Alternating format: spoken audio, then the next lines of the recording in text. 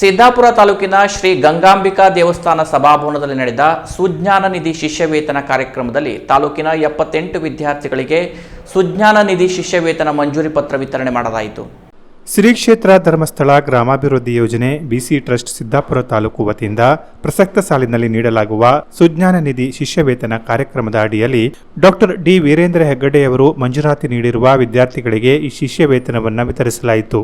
ಕಾರ್ಯಕ್ರಮ ಉದ್ಘಾಟಿಸಿದ ಶ್ರೀ ಕ್ಷೇತ್ರ ಧರ್ಮಸ್ಥಳ ಗ್ರಾಮಾಭಿವೃದ್ಧಿ ಯೋಜನೆಯ ಜಿಲ್ಲಾ ನಿರ್ದೇಶಕರಾದ ಎ ಬಾಬು ನಾಯ್ಕ್ ಅವರು ಮಾತನಾಡಿ, ಧರ್ಮಸ್ಥಳ ಗ್ರಾಮಾಭಿವೃದ್ಧಿ ಯೋಜನೆ ಮೂಲಕ ಡಾಕ್ಟರ್ ಡಿ ವೀರೇಂದ್ರ ಹೆಗ್ಗಡೆ ಅವರು ಹಮ್ಮಿಕೊಂಡ ಹಲವಾರು ಕಾರ್ಯಕ್ರಮಗಳು ಜನಸಾಮಾನ್ಯರಿಗೆ ಸಾಕಷ್ಟು ಪ್ರಯೋಜನಕಾರಿಯಾಗಿದೆ. ಪ್ರತಿ ಮಗುವಿಗೂ ಶಿಕ್ಷಣ ತೀರಾ ಅವಶ್ಯಕವಾಗಿದ್ದು ಎಲ್ಲರೂ ಉತ್ತಮ ಶಿಕ್ಷಣವನ್ನು ಪಡೆಯುವಂತೆ ಕರೆ ನೀಡಿದರು.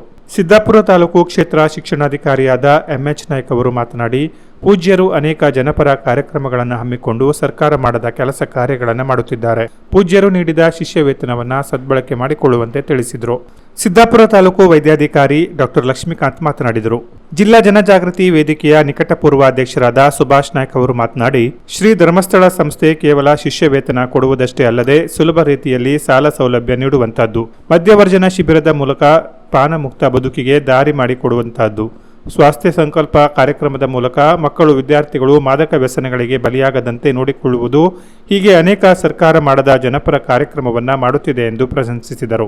ಕಾರ್ಯಕ್ರಮದಲ್ಲಿ ತಾಲೂಕಿನ 78 ವಿದ್ಯಾರ್ಥಿಗಳು, ಪಾಲಕರು, ಮೇಲ್ವಿಚಾರಕರು, ಜ್ಞಾನ ವಿಕಾಸ ಸಮನ್ವಯ ಅಧಿಕಾರಿಗಳು, ಕೃಷಿ ಮೇಲ್ವಿಚಾರಕರು ಉಪಸ್ಥಿತರಿದ್ದರು. ಕಾರ್ಯಕ್ರಮವನ್ನು ಮೇಲ್ವಿಚಾರಕರಾದ ಪ್ರದೀಪ್ ನಿರೂಪಿಸಿದರು. ತಾಲೂಕು ಯೋಜನಾಧಿಕಾರಿ ಗಿರೀಶ್ ಪ್ರಾಸ್ತಾವಿಕ ನುಡಿಗಳೊಂದಿಗೆ ಸ್ವಾಗತಿಸಿದರು. ಮೇಲ್ವಿಚಾರಕಿ ಪೂರ್ಣಿಮಾ ವಂದಿಸಿದರು.